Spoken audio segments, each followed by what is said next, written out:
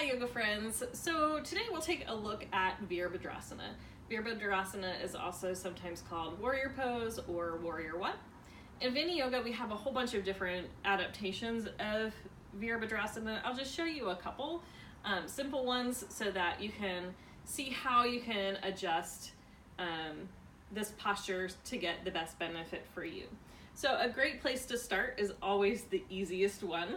So what you'll do is, starting with your feet hip width apart, you'll step your right foot forward and your left foot back.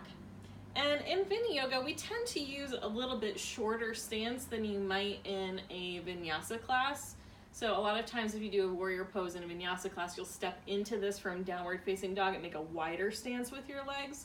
A little bit shorter stance will allow us to more effectively exercise the back without any strain to the low back, and also the more like vinyasa kind of warrior postures. Longer stance tends to exercise the hips more, so it's like one's not better than the other, but for these guys we're going to be working a little bit more with the spine.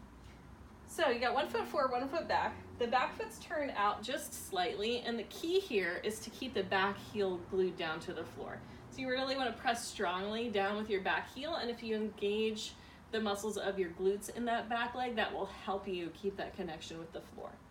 And then to come into this posture, the fundamental movement is when you inhale, you bend your front knee and lift your rib cage forward and up. So for all of these variations of Virabhadrasana, that's the basic movement.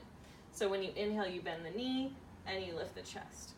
So to start to stretch the front of the body and exercise the muscles in the back, you'll take your left arm, that's the same one as your back leg, and that arm will lift forward and up when you inhale. So inhale, bend your front knee, lift your chest, reach your arm forward and up, and then when you exhale, straighten your leg and come out. So we'll do that a couple times on this side.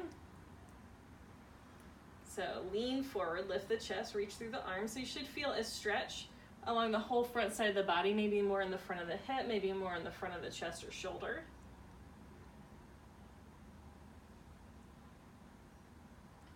And then you, of course, can do the same thing and with both arms. So we'll give you a little bit more stretch, a little bit more symmetrical stretch. So when you inhale, chest lifts both arms forward and up. And same principle, so you're still leaning forward and the back heel stays pressing down the whole time. So that gives you a chance to work your glutes a little bit as the front of the body stretches. And then you can step the feet together, and I'll show you one more on the other side. So now you'll step your right foot back, and back heel will stay down. And this time we'll do a different arm pattern. So you'll go from your exhale, your hands will cross in front of your chest, and when you inhale, you'll open your arms like a cactus. So setup's the same. Remember to keep your back heel pressing down. So your back toes are turned out a little bit. Your feet are still hip width apart, and you have a kind of a shortish stance. You just take a comfortable step back. So your hips are open just slightly, but your chest is facing more towards your world in front of you. So back heel presses down, exhale and pull in your belly so your pelvis stays pretty neutral. And then when you inhale, you bend your front knee, lift your chest, and arms open up like a cactus.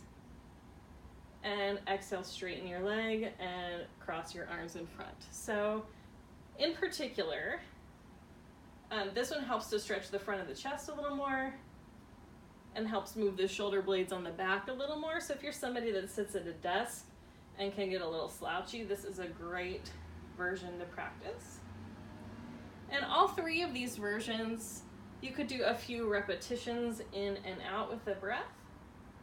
And then you could also stay here for a few breaths. And when you stay, you exhale and recommit to pressing your heel down, pull your belly in, and then when you inhale, you lift your chest a little more. So you use your breath, each inhale and exhale, to get a little bit taller. And then when you exhale, you can straighten your leg and take your arms down and step your feet together. So hope you enjoyed those few variations of Virabhadrasana. If you want help getting a customized yoga practice, it's one of the things I do, just 1 hour Skype consultation. I can help you pick out exactly the right version of Virabhadrasana and sequence a whole practice just for you. So visit my website, www.omchantress.com, for more information and to subscribe to my newsletter where you'll get a free yoga video too. Thanks for watching. Bye.